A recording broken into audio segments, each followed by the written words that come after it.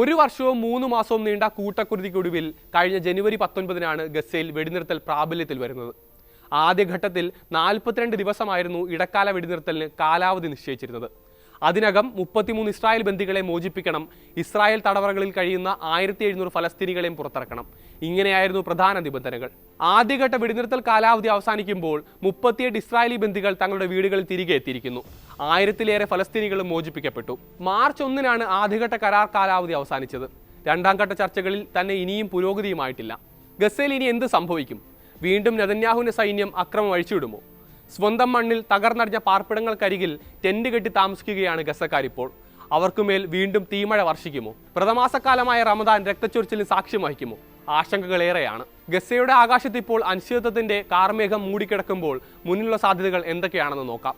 അമേരിക്കയും ഖത്തറും ഈജിപ്തും ചേർന്നാണ് വെടിനിർത്തൽ ചർച്ചകൾക്ക് മേൽനോട്ടം വഹിക്കുന്നത്. ദോഹയിലും കെയ്റോയിലും ഉൾപ്പെടെ നടന്ന ചർച്ചകളിൽ 3 ഘട്ടങ്ങളായി വെടിനിർത്തൽ നടപ്പാക്കാനായിരുന്നു ധാരണ. 42 ദിവസങ്ങളുള്ള 3 ഘട്ടങ്ങൾ. മൂന്നാം ഘട്ടം പൂർത്തിയാകുന്നതോടെ എല്ലാ ഇസ്രായേൽ ബന്ദികളും വീടുകളിൽ മടങ്ങിയെത്തിയിരിക്കണം. പകരമായി ഇസ്രായേൽ ജയിലുകളിൽ കഴിയുന്ന ഫലസ്തീനികളിൽ വലിയൊരു ശതമാനത്തെയും മോചിപ്പിക്കണം. ഗസയിലേക്കുള്ള സഹായങ്ങളുമായി എത്തുന്ന വാഹനങ്ങളെ മുഴുവൻ കടത്തിവിടണം. മുനമ്പിൽ ഇസ്രായേൽ സൈന്യം സമ്പൂർണ്ണമായി പിന്മാറുകയും അവിടെ ഏർപ്പെടുത്തിയ ഉപരോധം പിൻവലിക്കുകയും ചെയ്യണം.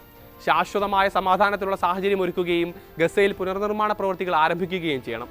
ഇങ്ങനെ പോകുന്നു പ്രധാന നിബന്ധനകൾ. കരാർ തകർക്കുന്ന തരത്തിൽ പ്രകോപനപരമായ ഒരു നടപടിയും ഇസ്രായേലിന്റെയും ഹമാസിന്റെയും ഭാഗത്തുനിന്ന് ഉണ്ടാകാൻ പാടില്ലെന്നും പ്രത്യേക നിർദ്ദേശമുണ്ടായിരുന്നു.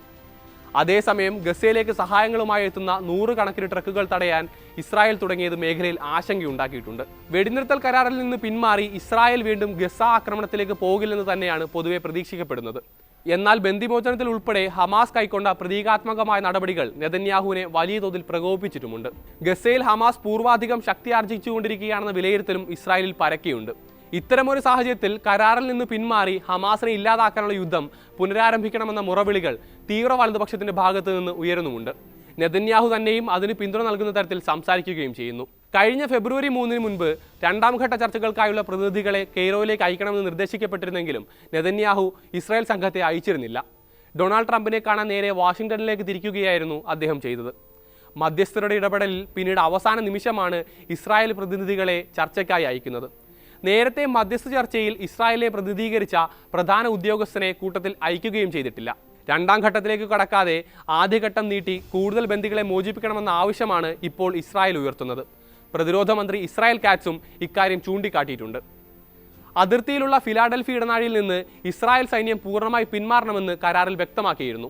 എന്നാൽ അതിർത്തിയിൽ സൈന്യം തുടരുമെന്നാണ് കഴിഞ്ഞ ദിവസം അവർ വ്യക്തമാക്കിയത്. ഇത് കരാർ ലംഘനമായി കണക്കാക്കാവുന്ന കാര്യമാണ്. മറുവശത്ത് ആദ്യഘട്ടം ഇനിയും നീട്ടിക്കൊണ്ടുപോകാനാവില്ലെന്ന് ഹമാസ് വ്യക്തമാക്കിയിട്ടുണ്ട്. രണ്ടാം ഘട്ടം ആരംഭിച്ചാൽ ഒറ്റയടിക്ക് തന്നെ എല്ലാ ബന്ദികളെയും വിട്ടയക്കാമെന്നാണ് സംഘം അറിയിച്ചിട്ടുള്ളത്. ഇതോടൊപ്പം ഇസ്രായേലിന്റെ കരാർ ലംഘനങ്ങളും ഹമാസ് ചൂണ്ടിക്കാട്ടുന്നുണ്ട്. ഗസയിലേക്കുള്ള സഹായങ്ങൾ ഇസ്രായേൽ തടയുന്നുണ്ട്. പലയിടങ്ങളിലായി ഇസ്രായേൽ സൈന്യത്തിന്റെ ആക്രമണത്തിൽ ഫലസ്തീനികൾ കൊല്ലപ്പെട്ട സംഭവങ്ങളും റിപ്പോർട്ട് ചെയ്തിട്ടുമുണ്ട്. ഇതെല്ലാം ചൂണ്ടിക്കാട്ടി ബന്ദിമോചനം തൽക്കാലത്തേക്ക് നിർത്തിവെക്കുകയാണെന്നും ഹമാസ് പ്രഖ്യാപിച്ചിരുന്നു. പിന്നീട് മധ്യസ്ഥ രാജ്യങ്ങളുടെ ഇടപെടലിൽ തീരുമാനം പിൻവലിക്കുകയായിരുന്നു. രണ്ടാം ഘട്ട വെടിനിർത്തലിനുള്ള ചർച്ചകൾ കെയ്റോയിൽ പുരോഗമിക്കുകയാണ്. ഏതാനും ദിവസങ്ങൾ കൂടി, പ്രത്യേകിച്ച് റമദാനിൽ ആദ്യഘട്ട വെടിനിർത്തൽ തുടരാനാണ് അമേരിക്കൻ നിർദ്ദേശം. അത് ഇസ്രായേൽ അംഗീകരിച്ചതായാണ് പുറത്തുവരുന്ന വിവരങ്ങളും. ട്രംപിന്റെ പശ്ചിമേഷ്യൻ ദൂതൻ സ്റ്റീവ് വിറ്റ്കോഫ് നെതന്യാഹുവുമായി നടത്തിയ ചർച്ചയിലായിരുന്നു തീരുമാനം. എന്നാൽ അമേരിക്കയിൽ നിന്നും ഖത്തറിൽ നിന്നും ഈജിപ്തിൽ നിന്നും വ്യക്തമായ ഉറപ്പുകൾ ലഭിക്കാതെ ആദ്യഘട്ടം നീട്ടുന്നത് അംഗീകരിക്കില്ലെന്ന് ഹമാസും വ്യക്തമാക്കിയിട്ടുണ്ട്.